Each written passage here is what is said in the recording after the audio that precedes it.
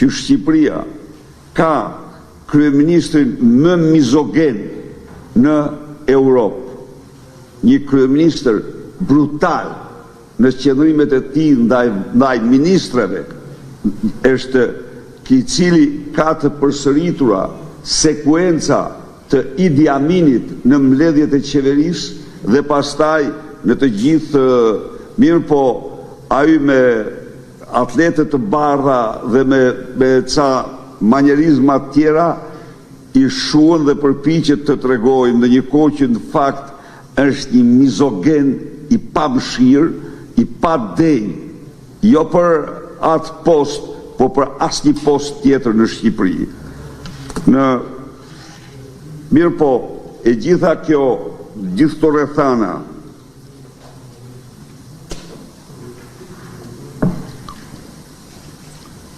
ky regjim autokratik i cili ka shndruar procesin zgjedhor në farsë elektorale, i cili ka ndërtuar në Shqipëri narkoshtetin e parë dhe të vetëm në Europë. Bosët më të mëdhej të karteleve më të mëdha të drogës në botë, si ata të Sinaloas e kanë derën hapur në zyrën e kryeministrit të Shqipërisë, sepse ata lajnë paratë e tyre me preferencë në këto kullat e famshme dhe resortet turistike. Mram folëm këtu për Dubai City-n e 1001 të Edi Rams në Durrës, i merr portin vendit dhe ndërton me kartel dhe drogës me Franz Chopian dhe të tjerë një qytet e mordvesh që ka filluar të fundoset, që në fillimit e vetë ka filluar të fundoset, ndërtimet kanë filluar të fundosen, sepse janë të gjitha para droge, para dhe nuk ndjekin asnjë plan, asnjë kriter. Në këtë kuadër u ndala për të përshkruar këtë situatë, sepse kjo pasqyron më shumë se kudo tjetër në jetën e grave, vajzave dhe nënave. Kjo ka krijuar në Shqipëri një dëshpërim në të cilën shqiptarët largohen sot më shumë se çdo kom tjetër nga vendi i tyre. Dhe vetëm në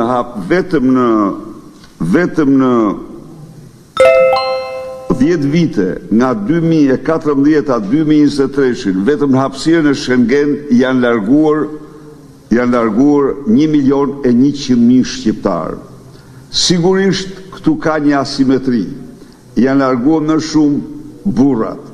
Dhe në këtë kuadër, Shqipëria sot ka numrin më të madh të kryefamiljarëve reale në Europë dhe më gjerë.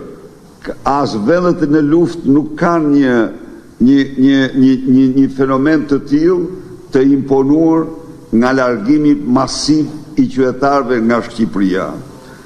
Por në qoftë se bën fjalë për shpresën dhe gjenezën e saj, gjeneza e shpresës është gruaja, është vajza. Ndaj dhe ne duhet të përqendrohemi me të gjithë forcën tonë si parti, të krijojmë shpresën dhe gratë dhe vajzat në Parti Demokratike dhe vajzat shqiptare të shtrohen një gjenerator të fuqishëm shprese në këtë gjendje që jemi.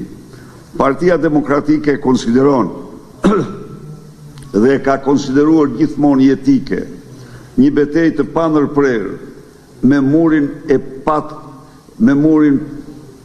patriarkal, e patriarkalitetit.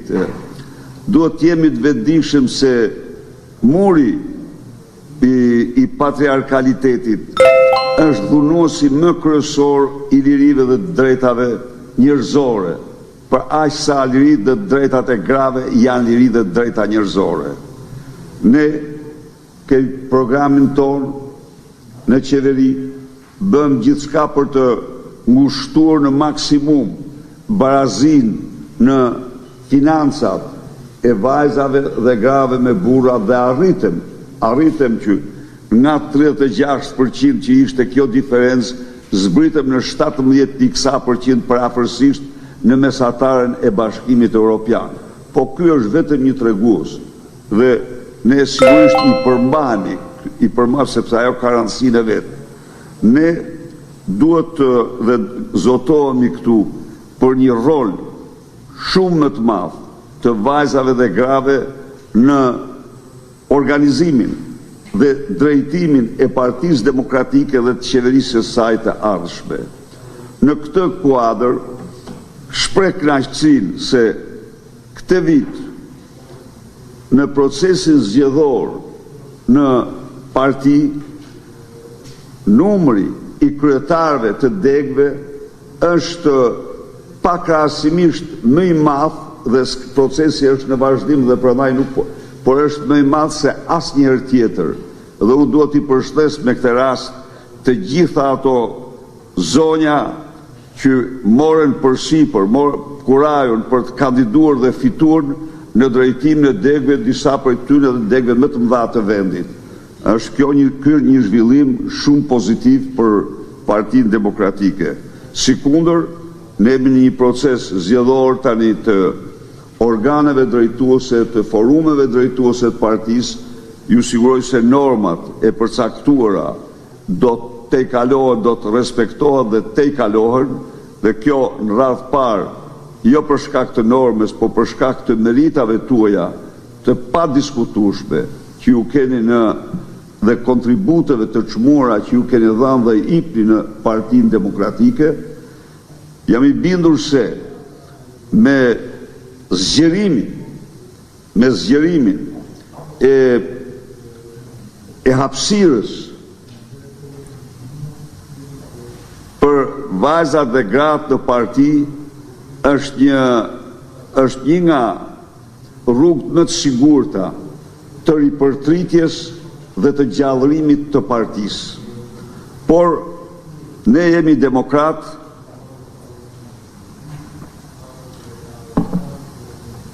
dhe duhet kuptojmë se problemi i përfaqësimit të grave dhe vajzave në politikë, në rastin konkret, në udhëheqjen e Partisë Demokratike, në parlament, në të gjitha